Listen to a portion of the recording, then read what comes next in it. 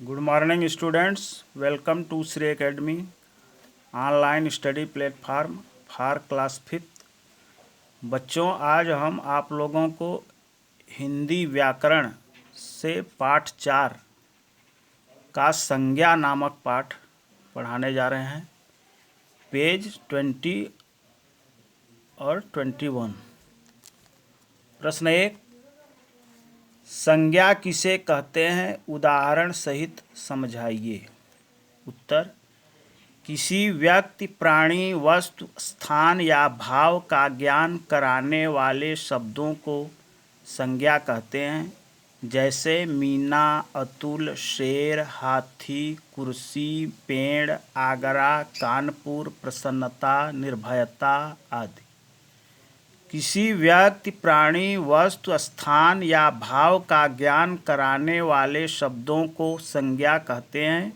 जैसे मीना, अतुल, शेर, हाथी, कुर्सी, पेड़, आगरा, कानपुर, प्रसन्नता, निर्भयता आदि।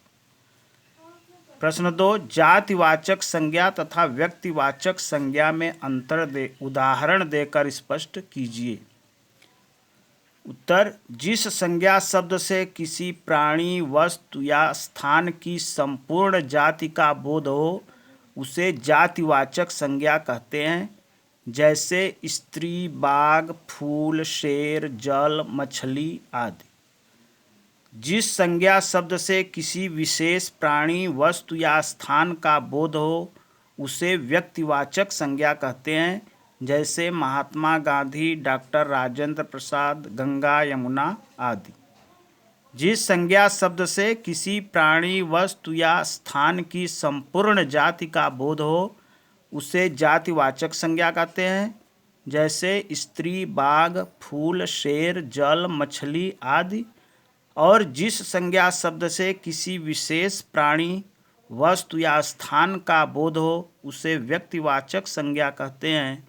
जैसे महात्मा गांधी, डॉक्टर राजेंद्र प्रसाद, गंगा यमुना आदि। प्रश्न 3, भाववाचक, द्रव्यवाचक व समूहवाचक संज्ञा की परिभाषा लिखकर उनके दो उदाहरण दीजिए। उत्तर, भाववाचक संज्ञा किसी भी व्यक्ति या वस्तु की अवस्था, दशा, गुण या मन के भाव विचार का ज्ञान कराने वाले शब्दों को भाववाचक संज्ञा कहते हैं। जैसे बचपन, बुढ़ापा, मिठास, प्यार आदि। भाववाचक संज्ञा किसी भी व्यक्ति या वस्तु की अवस्था, दशा, गुण या मन के भाव विचार का ज्ञान कराने वाले शब्दों को भाववाचक संज्ञा कहते हैं। जैसे बचपन, बुढ़ापा, मिठास, प्यार आदि। द्रव्यवाचक संज्ञा जो संज्ञा शब्द किसी धातु, तरल या ठोस पदार्थ आदि का बोध कराते हैं वे द्रव्यवाचक संज्ञा कहलाते हैं। जैसे घी, दूध, पानी, हीरा, पत्थर, चांदी, तांबा, पीतल आदि। द्रव्यवाचक संज्ञा जो संज्ञा शब्द किसी धातु, तरल या ठोस पदार्थ आदि का बोध कराते हैं वे द्रव्यवाचक संज्ञा कहलाते हैं। जैसे घी, दूध, पानी, हीरा, पत्थर, चांदी, तांबा, पीतल आदि।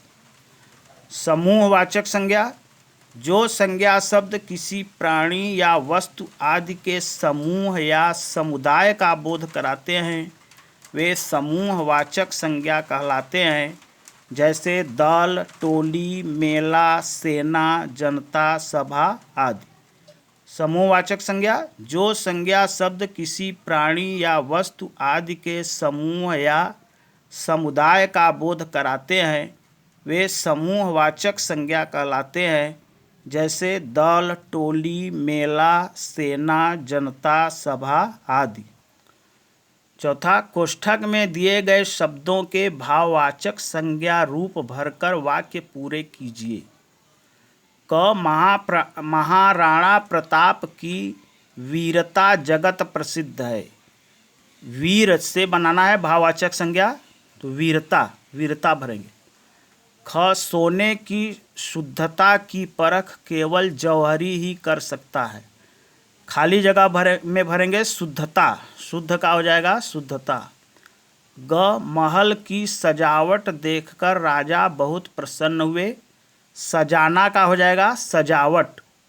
घ महात्मा गांधी के नेतृत्व में सारे भारत ने स्वतंत्रता के महासंग्राम में भाग लिया, नेता का हो जाएगा नेतृत्व। अंग तेनाली राम की चतुरता देख राजा कृष्णदेव राय बहुत अचंभित हुए, चतुर का भाववाचक संज्ञा हो जाएगा चतुरता, चतुरता भरना है। पांचवा, सही कथन के आगे सही तथा गलत कथन के आगे गलत का चिन्ह लगाइए। क हाथी व्यक्तिवाचक संज्ञा है, गलत का निशान। ख चांदी द्रव्यवाचक संज्ञा नहीं है, गलत का निशान। ग झुंड समूहवाचक संज्ञा है, सही का निशान। छठवां, सही विकल्प पर सही का चिन्ह लगाइए। क व्यक्तिवाचक संज्ञा बोध कराती है, अ किसी विशेष भाव का, ब किसी विशेष जाति का, स किसी विशेष व्यक्ति स्थान वस्तु या भाव का। किसी विशेष व्यक्ति स्थान वस्तु या भाव का पर सही का निशान लगाना है, स पर सही का निशान लगाना है। ख भाववाचक संज्ञाएं कितने प्रकार के शब्दों से बनती हैं? अ 3, ब 4, स 5। भाववाचक संज्ञाएं कितने प्रकार के शब्दों से बनती हैं? 5, 5 पर सही का निशान लगाना है, स पर।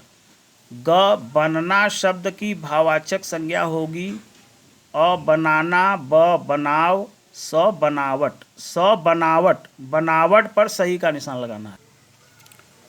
होमवर्क के प्रश्न उत्तर याद करना है, रिक्त स्थान की पूर्ति याद करना है, सही कथन पर सही और गलत कथन पर गलत का निशान लगाओ याद करना है।